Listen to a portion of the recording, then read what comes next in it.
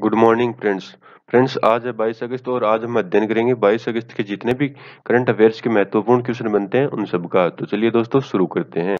दोस्तों सबसे पहला क्वेश्चन है 14वीं भारत संयुक्त अरब अमीरात संयुक्त बैठक की किस वर्ष आयोजित होगी और कहाँ आयोजित होगी। तो दोस्तों कब और कहाँ आयोजित होगी?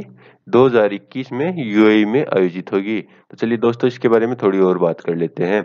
14वीं भारत संयुक्त अरब अमीरात संयुक्त आयोग की जो बैठक 2021 में अबू धाबी में आयोजित होगी और दोनों देशों द्वारा राजनयिक चैनलों के माध्यम से तारीख को अंतिम रूप दिया जाएगा। यानी अभी साल डिसाइड हुआ है, तारीख डिसाइड नहीं हुई है।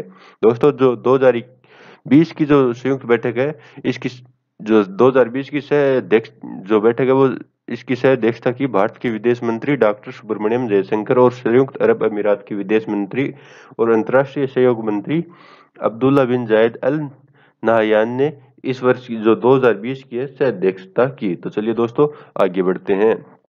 दोस्तों जनजातीय मामलों के मंत्रालय द्वारा कौन सा ई पोर्टल लॉन्च किया गया है? तो दोस्तों स्वास्थ्य नामक है जो ई पोर्टल लॉन्च किया गया है। दोस्तों जनजातीय मामलों के मंत्रालय द्वारा जनजातीय स्वास्थ्य एवं पोषण पोर्टल स्वास्थ्य शुरू किया गया है। यह पोर्टल अपनी तरह का पहला ऐसा पोर्टल है जो एक ही मंच पर भारत की जनजातीय आबादी के स्वास्थ्य और पोषण संबंधी जानकारी उपलब्ध कराता है। स्वास्थ्य साक्ष्य विशेषज्ञों और अनुभवों के आदान प्रदान की सुविधा के लिए भारत के विभिन्न हिस्सों से एकत्रित की गई नवाचारी प्रक्रियाओं, शोध रिपोर्टों, मामलों, अध्ययनों, श्रेष्ठ प्रक्रियाओं को साझा करेगा। इस ऐप के जरिए आदिवासियों और गैर आदिवासियों के बीच की खाई को पाटने या दूर कम करने के लिए पेश किया गया है। तो चलिए दोस्तों आगे बढ़ते हैं। इससे पहले देख लेते हैं जो है श्री अर्जुन मुंडा है वो जनजातीय कार्य मंत्री हैं। तो चलिए दोस्तों बढ़ते हैं नेक्स्ट क्वेश्चन की ओर। कौन सा शहर विश्व में प्राइम ग्लोबल सिटीज इंडेक्स 2020 में शीर्ष स्थान पे रहा है? तो दोस्तों जो मनीला शहर है वो इस प्राइम ग्लोबल सिटीज इंडेक्स में टॉप पर रहा है। तो चलिए दोस्तों अब बात करते हैं ये प्राइम ग्लोबल सिटीज इंडेक्स क्या है। नाइट फ्रैंक की रिपोर्ट के मुताबिक दुनिया में लग्जरी घरों या प्रॉपर्टी की कीमतों में सालाना आधार पर तेजी के मामलों में भारतीय शहर बेंगलुरु 26वें और दिल्ली 27वें स्थान पर रहा है और इस लिस्ट में मुंबई को 32वां स्थान हासिल हुआ है। यानी जो नाइट फ्रैंक एक जो कंपनी है जो जो प्राइम ग्लोबल सिटीज इंडेक्स नामक रिपोर्ट जारी करती है, इसके मुताबिक ये इसके अंदर होता है दोस्तों लग्जरी घरों या प्रॉपर्टी की जो कीमतें होती हैं उसके आधार पर इस जो रिपोर्ट को तैयार किया जाता है। और इसमें जो बेंगलुरु शहर है वो 26वें स्थान पे है, दिल्ली 27वें स्थान पे और जो मुंबई है उसने 32वां स्थान हासिल किया है। और इस लिस्ट में फिलीपींस की राजधानी मनीला है वो फर्स्ट नंबर पे रही है। तो चलिए दोस्तों अब आगे बढ़ते हैं नेक्स्ट क्वेश्चन की ओर। हाल ही में किस देश में सुनहरे खोल के साथ जन्मे एक कछुए की खोज हुई है? तो दोस्तों किस देश में हुई है? नेपाल में सुनहरे कछुए की खोज हुई है। दोस्तों नेपाल में सुनहरे खोल के साथ जन्मे एक कछुए की खोज हुई है। इसका यह रंग बेहद दुर्लभ जेनेटिक म्यूटेशन की वजह से होता है जो उसके पिगमेंटेशन को बदल देता है। नेपाल के टेक्नोलॉजी एसोसिएशन के एक अधिकारी ने कहा है कि नेपाल में इस कछुए में क्रोमेटिक ल्यूसीडियम का यह पहला और दुनिया भर का केवल 5वां मामला है। यानी इस प्रकार का नेपाल में पहला मामला सामने आया है और दुनिया में इस प्रकार के 4 मामले पहले सामने आ चुके हैं। वन्य जीव विशेषज्ञ कमल देवकोटा का कहना है कि इस कछुए का नेपाल में धार्मिक और सांस्कृतिक महत्व है। ये तो कोई बड़ी बात नहीं है। चलिए दोस्तों बढ़ते हैं नेक्स्ट क्वेश्चन की ओर।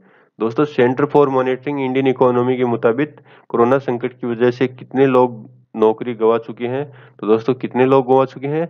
1.9 करोड़ यानी 1.9 करोड़ लोग हैं वो जो है अपनी कोरोना संकट की वजह से नौकरी गंवा चुके हैं। दोस्तों centre for monitoring Indian economy के मुताबिक कोरोना संकट की वजह से लगभग 1.9 करोड़ लोग नौकरियां गंवा चुके हैं। सिर्फ जुलाई महीने में ही 50 लाख लोग बेरोजगार हुए हैं।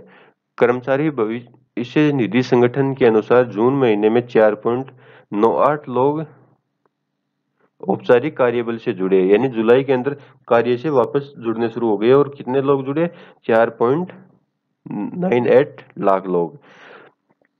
और CMIEA का आईई का कहना है कि अनौपचारिक क्षेत्र में नौकरियां अब लौट रही हैं, यानी लोगों को रोजगार मिलने लगा है, क्योंकि धीरे धीरे इकोनॉमी है वो खुल रही है। तो चलिए दोस्तों आगे बढ़ते हैं नेक्स्ट क्वेश्चन की ओर। भारतीय अक्षय ऊर्जा दिवस निम्न में से किस दिन मनाया जाता है? दोस्तों किस दिन मनाया जाता है? 20 अगस्त को भारतीय अक्षय ऊर्जा दिवस मनाया जाता है। तो दोस्तों इसके बारे में बात कर लेते हैं थोड़ी। दोस्तों हर साल 20 अगस्त को भारतीय अक्षय ऊर्जा दिवस या अक्षय ऊर्जा दिवस मनाया जाता है। यह दिन भारत में अक्षय ऊर्जा संसाधनों के महत्व को चिन्हित करने के लिए मनाया जाता है।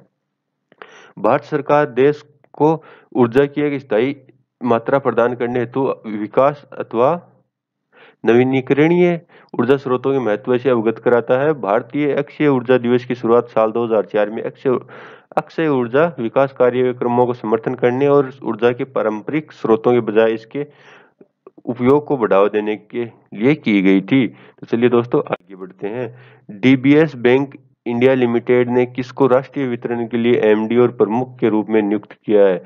दोस्तों किसको किया है? प्रशांत जोशी को इस चीज के जो राष्ट्रीय वितरक के एमडी और प्रमुख के रूप में नियुक्त किया गया है। दोस्तों डीबीएस बैंक इंडिया लिमिटेड ने प्रशांत जोशी को प्रबंधक निदेशक और राष्ट्रीय वितरण प्रमुख के रूप में नियुक्त किया गया।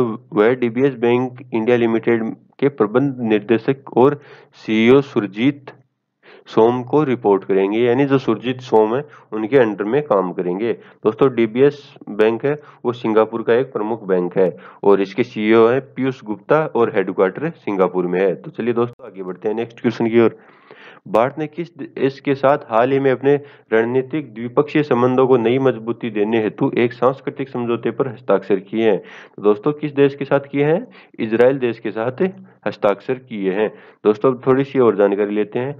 भारत और इजराइल ने अपने रणनीतिक द्विपक्षीय संबंधों को नई मजबूती देने के लिए एक सांस्कृतिक समझौते पर हस्ताक्षर किए हैं। इससे दोनों देशों के बीच साहित्य, शिक्षा, सिनेमा आदि के क्षेत्र में सहयोग के नए दरवाजे खुलेंगे। इस 3 वर्षीय कार्यक्रम का मूल उद्देश्य दोनों देशों के लोगों के बीच सहयोग और आदान प्रदान को बढ़ावा देना है। चलिए दोस्तों next question. Central bank of India के मुख्य जोखिम का जो अधिकारी है किसे नियुक्त किया है? यानी सेंट्रल बैंक ऑफ इंडिया के मुख्य जोखिम अधिकारी नियुक्त किए गए हैं। कौन है दोस्तों?